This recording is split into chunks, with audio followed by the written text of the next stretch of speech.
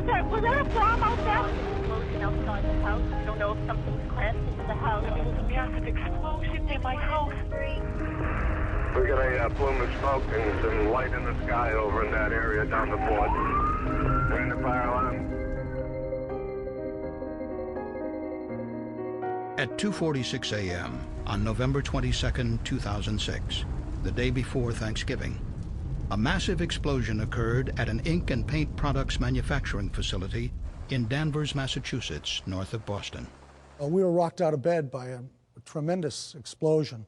We saw an orange glow that just started to take over the dark sky. I didn't know if we were being bombed, if we were at war, if there were going to be more explosions. The blast ripped through the adjacent Danversport neighborhood, waking sleeping residents who feared for their lives as windows blew in and ceilings collapsed.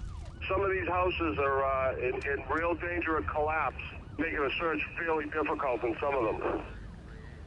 Danvers firefighters and police launched a comprehensive search and rescue operation as officials ordered an evacuation of about 300 residents and 10 businesses.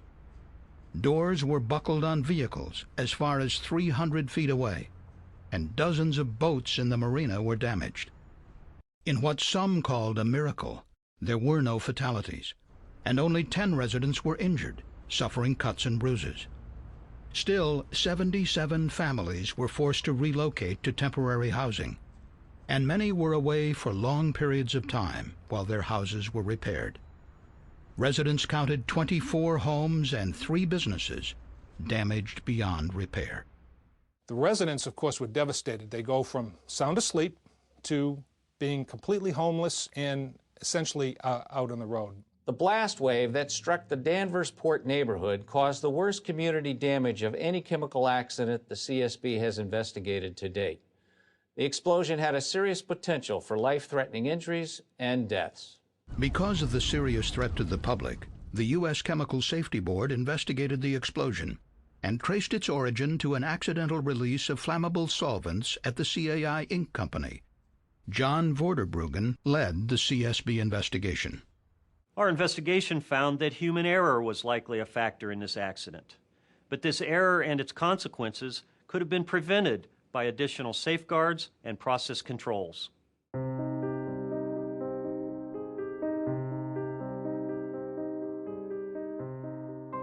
The following animation depicts the sequence of events that most likely led to the explosion and blast wave in Danversport. CAI, an ink manufacturer, and Arnel, which made paints, lacquers, and coatings, were located on an industrial site where flammable solvents had been stored and used for decades. Over the years, a quiet, mixed-use neighborhood called Danversport grew up next door to the site. In and around the CAI Arnel plant, both companies stored significant quantities of flammable liquids, nitrocellulose resins, and pigments. CAI made the chemical base for inks in large unsealed tanks, adding dry materials to the solvents that were then mixed by a large agitator blade and heated with steam. To prevent the accumulation of dangerous flammable vapor during operating hours, the production areas were ventilated with fresh air, which entered from a ceiling duct and flowed out of the building through 4 exhaust fans near the floor. But at night, operators routinely turned off the ventilation system fans to reduce heat loss, and also in response to noise complaints from neighbors. About 1 p.m. on November 21, 2006, CAI employees began mixing a 2,000-gallon batch of ink base in tank number 3. The production supervisor told investigators that he opened the steam valve at about 3 p.m. to start heating the mixture, planning to return later to close the valve when the temperature reached between 90 and 120 degrees Fahrenheit.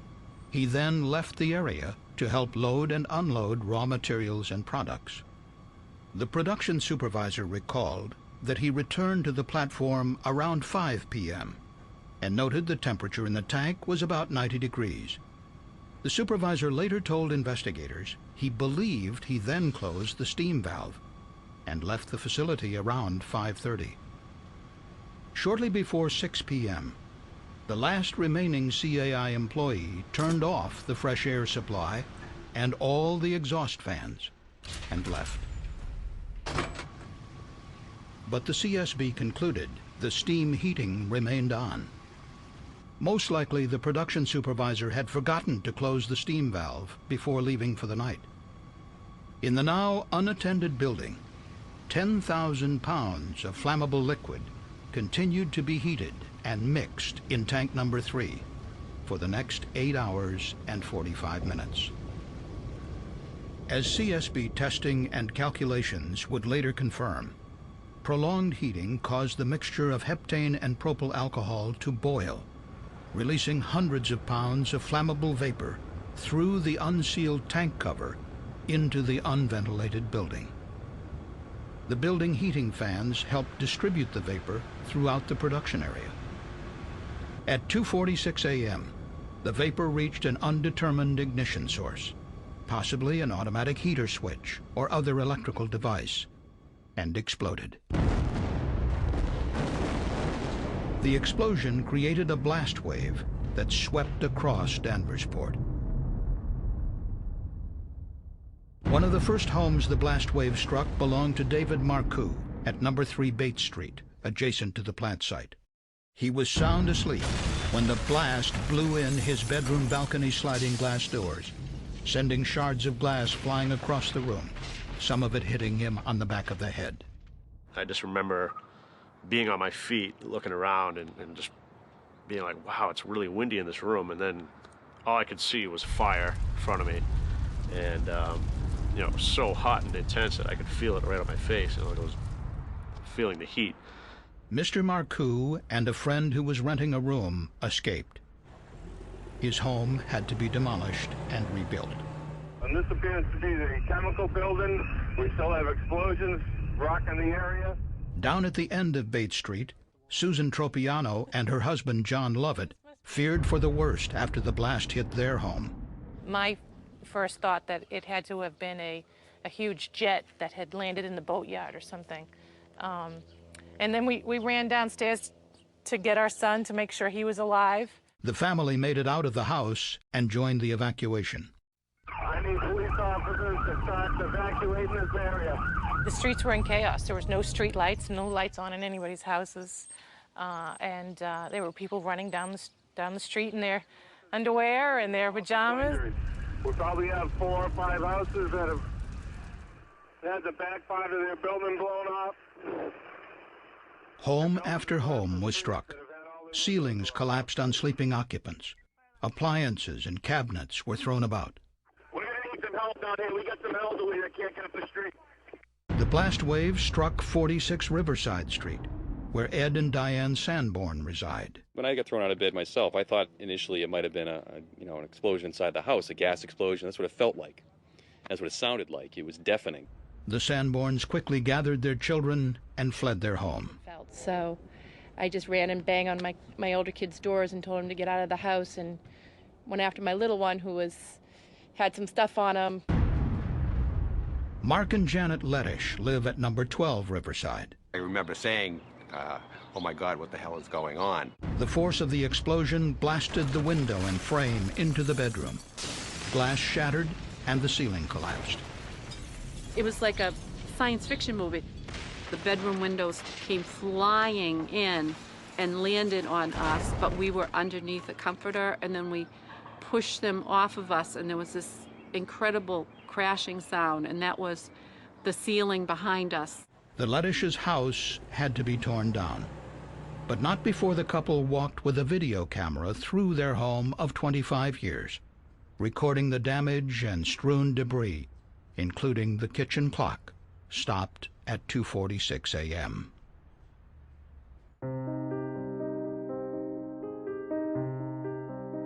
We needed to identify what led to such a powerful explosion. We photographed and cataloged the damage to 260 different buildings and vehicles and commissioned lab tests of the exact chemical mixture used at CAI. Based on the results, we estimated the explosive force from the vapor cloud that formed inside the closed, unventilated building. CSB blast analysis determined that the most likely fuel for such a powerful explosion was the heptane and propyl alcohol in mixing tank 3. And while the production manager stated he believed he had closed the steam valve the night before the accident, CSB investigators concluded that the valve had actually remained open. It was a foreseeable error, made more likely by the lack of written procedures, checklists, alarms, and safety shutdown systems at the CAI plant. At the root of this accident was CAI's failure to thoroughly review and analyze the potential hazards of its ink-making process.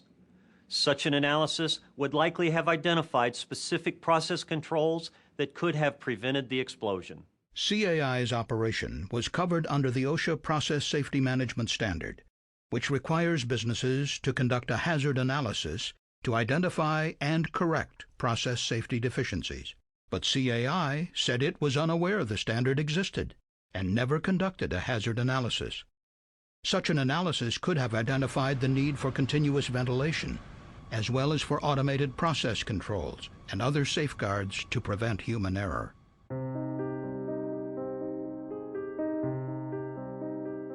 In addition to federal regulations, state and local fire codes are important for controlling hazards at facilities that handle flammable materials. We concluded that Massachusetts should improve its state laws, fire codes, and licensing requirements in order to better protect communities like Danvers from chemical fires and explosions. The CSB determined that the Commonwealth of Massachusetts had not adopted the most current national fire codes for safe handling of flammable liquids. The state does require local fire departments to inspect facilities with flammable liquids, but the laws do not say how often they must be inspected or what inspectors should look for.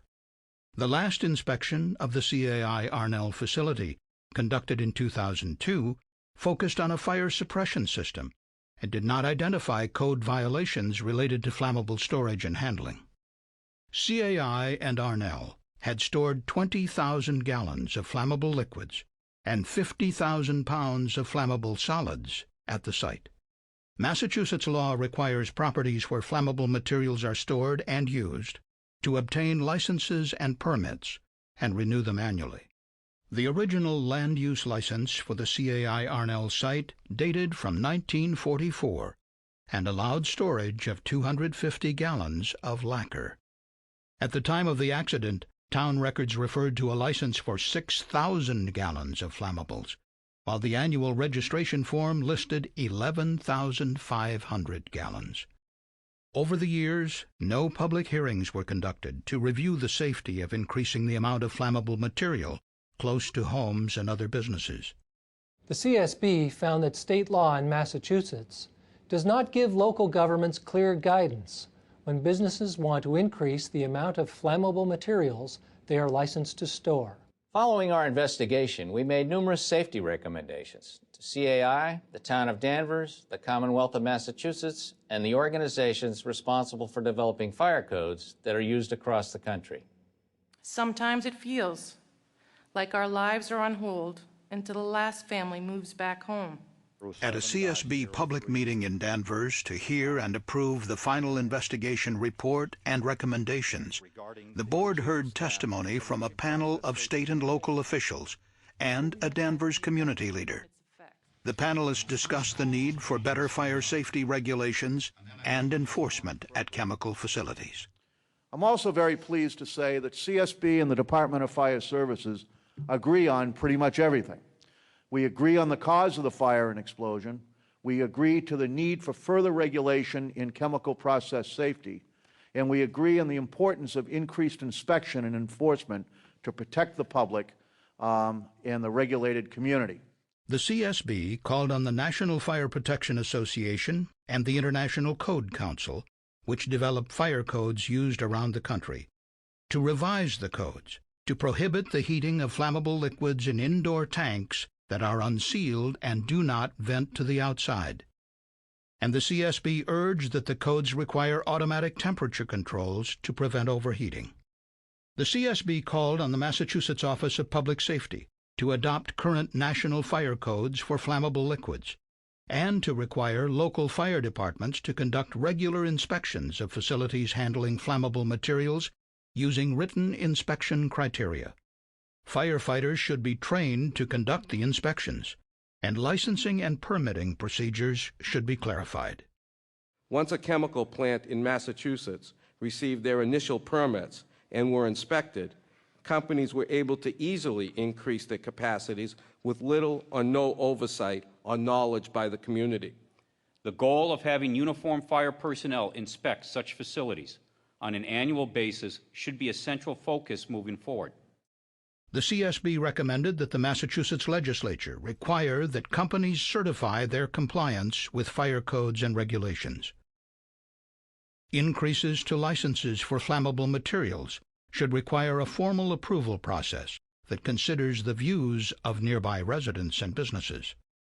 In addition, the state fire marshal should audit local government's compliance with flammable licensing, permitting, and inspection requirements. Until the state codes are changed, the CSB recommended that the town of Danvers pass bylaws that tighten the licensing and inspection of facilities that handle flammable materials. And CAI was urged to develop a written safety program to manage hazardous operations. Your report under consideration tonight provides solid suggestions how we can work to avoid another Danvers Port type incident from happening. The recommendations are clear and achievable. And I truly believe a cooperative effort among CSB and local and state agencies will benefit public safety for years and decades to come. If we all work together, we can take actions to prevent a recurrence of what happened in Danversport November 22nd, 2006.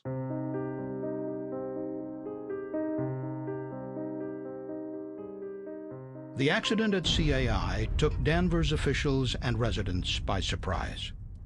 I was personally not aware of the potential of an event of this magnitude at that location, certainly.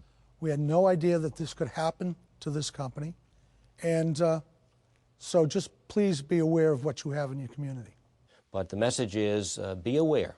Be aware of what you have in your community. Educate your staff, educate your community as to what is out there. After the accident, the town worked to increase oversight of businesses that use flammable materials. Danvers revitalized its local emergency planning committee, or LEPC, which had not met for many years. And the newly resurrected Danvers LEPC has expanded its largely emergency-based charter to include looking into what we can do to prevent a recurrence of this type of tragedy. It will take these local efforts, combined with state and federal efforts, to ensure public safety. And if it can happen in Danvers, it can happen anywhere in the United States. The CSB believes accidents like the one in Danvers can be prevented if companies review their potential hazards and use appropriate safeguards, and if effective fire codes are developed and enforced. For more information on the CSB investigation of the Danvers explosion, please visit csb.gov.